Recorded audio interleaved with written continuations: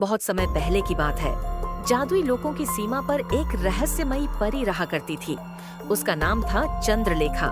चंद्रलेखा सुंदरता और जादू की मल्लिका थी। वह अच्छाई और न्याय की प्रतीक मानी जाती थी। एक दिन उसने स्वप्न में देखा कि धरती पर एक रहस्य दबा है, जिसे उजागर करने से कई निर्दोषों का उद्धार होगा। उसने यह निश्चय किया कि वह इस रहस्य की ओर किसी योग्य मानव का मार्गदर्शन करेगी। उधर एक साधारण मगर बुद्धिमान मछुआरा था, जिसका नाम था समीर। वह रोज की तरह नदी किनारे मछलियां पकड़ रहा था। तभी उसे पानी में तैरती एक पुरानी सोने की गागर मिली। ज्यों ही समीर ने गागर का ढक्कन खोला, उसमें से एक भयंकर दैत्य निकला, कालराक्ष। वह जोर से हंसा और ठोकर मारकर गागर को नदी में डुबो दिया। समीर डर गया और बोला, हे राक्षस, क्या तुम अपने वचन पर स्थिर नहीं रहोगे? कालराक्ष बोला, डर मत मानव, मैं अपने वचन पर अटल हूँ। अब अपना जाल उठाओ और मेरे साथ चलो। वे दोनों नगर पार करके एक पहाड़ की चोटी तक पहुँचे। फिर वहाँ से उतरकर एक गुप्त महल में पहुँचे। वहाँ एक तालाब था, जिसके चारों ओर 4 टीले थे। कालराक्ष ने कहा, इस तालाब में जाल डालो और मछलियाँ पकड़ो। समीर ने जाल डाला और 4 रंगीन मछलियाँ निकाली, सफेद, लाल, पीली और काली। कालराक्ष बोला, इन्हें राजा वीर सिंह के पास ले जाओ, वह तुम्हें इनाम देगा। लेकिन ध्यान रखना, एक दिन में सिर्फ एक बार ही जाल डालना। यह कहकर कालराक्ष ने पृथ्वी पर पांव मारा और धरती में समा गया। समीर ने मछलियां राजा वीर सिंह को दी। राजा बहुत प्रसन्न हुआ और उसे 400 मोहरें इनाम में दी। मछलियां राजा के खास बावर्ची दिव्यावती को सौंपी गईं। दिव्यावती ने जैसे ही मछलियां तलने के लिए डाली, दीवार फट गई और वहां से एक सुंदर स्त्री निकली, रहस्यमयी रुद्रिका, जिसके हाथ में एक छड़ी थी। उसने मछलियों से पूछा, क्या तुम अपनी प्रतिज्ञा पर स्थिर हो? तीसरी बार पूछने पर मछलियां बोलीं, अगर तू हमें मानेगी तो हम तुझे मानेंगे। इसके बाद रुद्रिका कड़ाही पलटकर दीवार में समा गई। मछलियां जल गईं और दिव्यावती हैरान रह गई। राजा ने फिर से समीर को बुलवाया और वैसी ही 4 मछलियां मंगाईं। जब मंत्री प्रभाकर की मौजूदगी में वही दृश्य दोहराया गया तो वह भी चौंक गया। तीसरी बार राजा ने स्वयं देखा कि दीवार फटी और अब की बार एक रहस्यमयी व्यक्ति शून्य केतु निकला, जो बोला, क्या तुम अपने वचन पर स्थिर हो? मछलियों ने सिर हिलाकर सहमति दी और फिर वह व्यक्ति भी दीवार में समा गया। राजा वीर सिंह को रहस्य जानने की तीव्र इच्छा हुई। समीर ने बताया कि वह तालाब 3 घड़ी की दूरी पर है। राजा अपने सैनिकों के साथ वहां गया और देखा कि वहीं 4 रंग की मछलियां उस सुंदर तालाब में तैर रही थीं। सबने स्वीकारा कि उन्होंने कभी ऐसा तालाब नहीं देखा था। रात में राजा ने मंत्री प्रभाकर को बुलाकर कहा, मैं अकेले जाकर इस रहस्य को जानना चाहता हूँ। उसने सामान्य सैनिक का वेश धारण किया और तलवार लेकर चल पड़ा। राजा चलते चलते एक अज्ञात काले पत्थर के भवन के पास पहुंचा। भीतर से उसे किसी के विलाप की आवाज आई।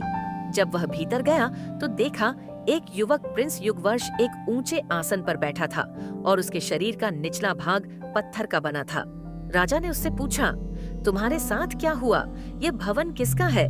तालाब और मछलियों का रहस्य क्या है? युगवर्ष रोने लगा और बोला, महाराज, मेरी व्यथा बहुत दुखद है। मैं आपको सब बताऊंगा। प्रिंस युगवर्ष ने राजा वीर सिंह को देखा और धीमे स्वर में बोला, हे राजन, मेरी कहानी सुनने के लिए आपका आभार। अब मैं आपको अपने दुख की कथा सुनाता हूँ। मैं युगवर्ष मयूरगढ़ राज्य का युवराज था। मेरे पिता राजा नृपकेतु अपनी विद्वता और न्यायप्रियता के लिए प्रसिद्ध थे। मेरे राज्य की सीमाओं से लगे एक रहस्यमय जंगल में एक दिन एक विचित्र रोशनी दिखाई दी। मैंने अपने अंगरक्षकों के साथ उस दिशा में प्रस्थान किया। जंगल के बीचों बीच मुझे एक सुनहरा महल दिखाई दिया, जो सामान्य आंखों से नहीं दिखता था। वहां एक स्त्री मिली, अत्यंत सुंदर, रहस्यमयी और शांत। उसका नाम था शाश्वती। वह एक जादूगरनी थी, पर उसकी आत्मा में प्रेम से अधिक स्वार्थ और छल था। शाश्वती ने कहा कि वह मुझे संसार का सबसे शक्तिशाली राजा बना सकती है, बशर्ते मैं उससे विवाह करूं और उसके साथ काले दीप प्रज्वलित कर दूं। मुझे संदेह हुआ, इसलिए मैंने मना कर दिया। बस यही मेरी भूल थी। उसने क्रोध में मुझे शाप दिया, तू अर्धशिला बन जाएगा, तेरा राज्य विस्मृति में डूब जाएगा और तेरी सेना मछलियों में बदल जाएगी। जो मछलियां तलेंगी वे हर बार तेरी पीड़ा की गवाही देंगी। और ऐसा ही हुआ।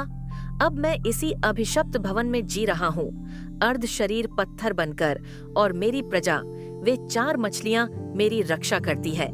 राजा वीर सिंह स्तब्ध रह गया। उसने पूछा, क्या इस श्राप से मुक्ति संभव है? युगवर्ष बोला, हाँ, एक ही उपाय है।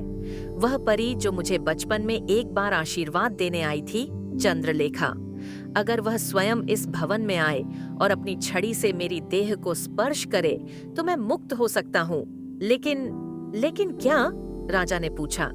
चंद्रलेखा स्वेच्छा से केवल उसी के सामने प्रकट होती है जो पूर्ण रूप से निस्वार्थ, सत्यनिष्ठ और साहसी हो।